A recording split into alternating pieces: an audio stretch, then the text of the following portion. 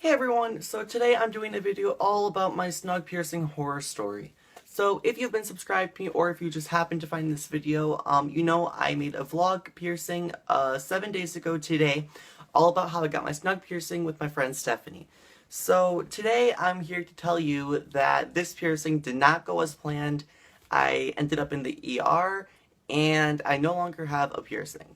So I'm just gonna kind of go through my whole experience with my snug piercing, what happened, and why I no longer have a snug piercing. Okay, so let's just hop right into it and let's get started. So the day I got my snug pierced, I got it pierced with a 1/2 inch bar, and I would give it a 6 out of 10 on the pain scale. I also wanted to say, if you see me looking down, it's because I have my trusty notebook with my notes.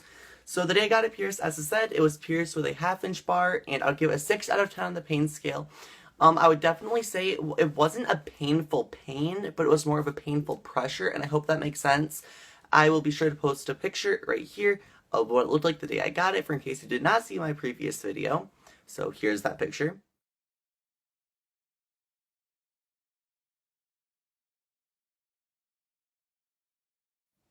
And then, so basically, that day didn't hurt at all. You know, it was pierced.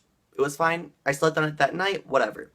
So the next day marked day one. Day one was like the first full 24 hours, and there was no pain whatsoever. I could lay on it. I went to Michigan's Adventure. I banged my ear on the side of roller coasters, went swimming. Nothing was wrong. So then on day two, the discomfort started when it was touched, and I could no longer lay on it, and it was starting to swell. By day three, it hurt very badly without touching. I could not sleep on it. My ear was no longer able to be bent, and my swelling was getting worse. Later in the day, in day three, I was very swollen. It was bleeding, throbbing, and I couldn't focus on much else. By this point, I gave the pain a 7 out of 10. That night, I considered taking it out. Although heat and ice compresses helped me greatly, they took my pain from a 9 to a 6. And then I pretty much overdosed on ibuprofen. I took 13 of them in one day, which I know is bad, but just the pain was so intense and so bad. I just needed to get out of that pain. So then, once we got to day 4, I woke up to excruciating pain that truly just, it was mind-blowing how bad it hurt. Like, it was inhibiting my daily activities. I couldn't focus on anything else besides the pain. The bar officially had no room left. The pain was 10 out of 10 for sure. It was just like the worst kind of throbbing you could ever think of. It was just pure agonizingly, painfully awful. And so, later that day, on day 4, it was mid-afternoon and it was hurting on and off extremely bad. I accidentally bumped it on my boyfriend's shoulder and it started to kill. And then, right about then, it was about a 7 out of 10. I gave it a 10 out of 10 for swelling. And then I also said the redness was going down a lot, which was a good thing. I started feeling better for a couple hours, but it was starting to kill again. I gave the pain an 8 out of 10 later that night with the redness of 3 out of 10 and swelling of 9 out of 10. And if you're wondering, I kind of like journaled in this by the day. I just like took notes. So like this is day 4 and then like more day 4.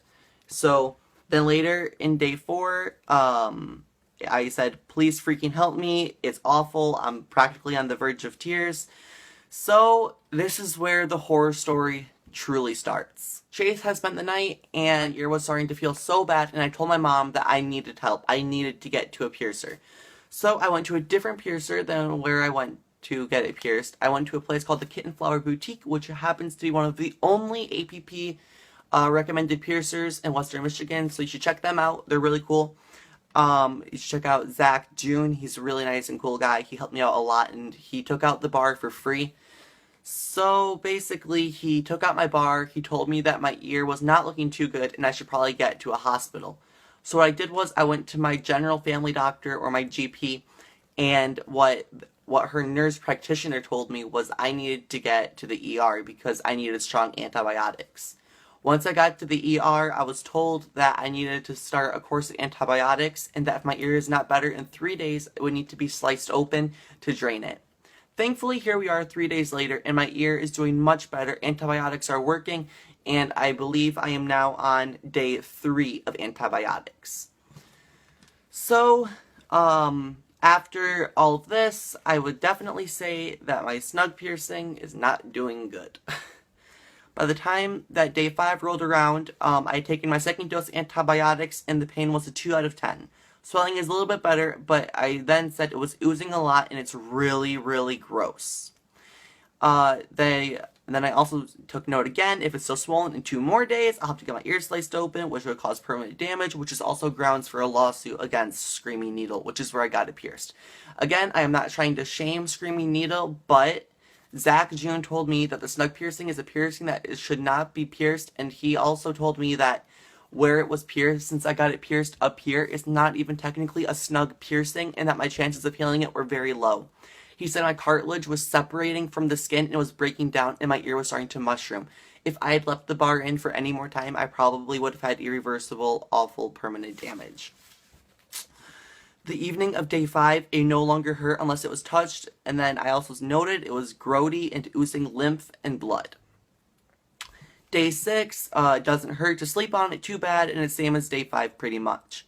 Now, here we are on day 7, and this is what I took note of when I woke up this morning. I said, no pain even when touched, it's just really itchy.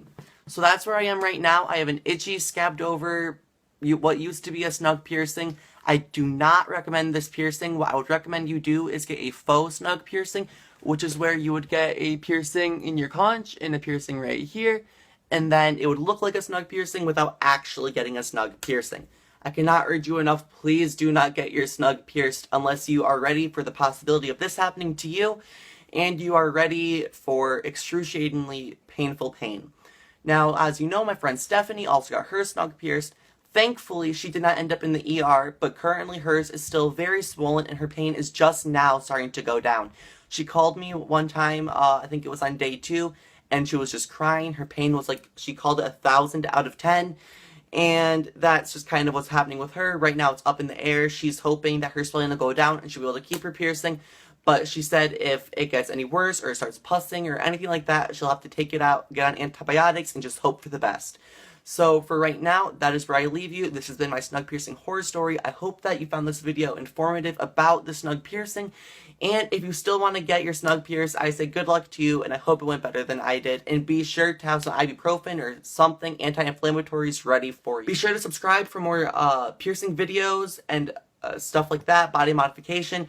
I really enjoy making these videos, and I just hit 5 subscribers, which I know to most people is like nothing, but to me that's like 5 people. Like right now I'm filming this, and there's like 5 people who are probably gonna watch this. Like that's more people than I have space in my room, like more chairs. So just thank you so much, and be sure to subscribe and like this video and leave a comment down below. Like I love talking to you guys.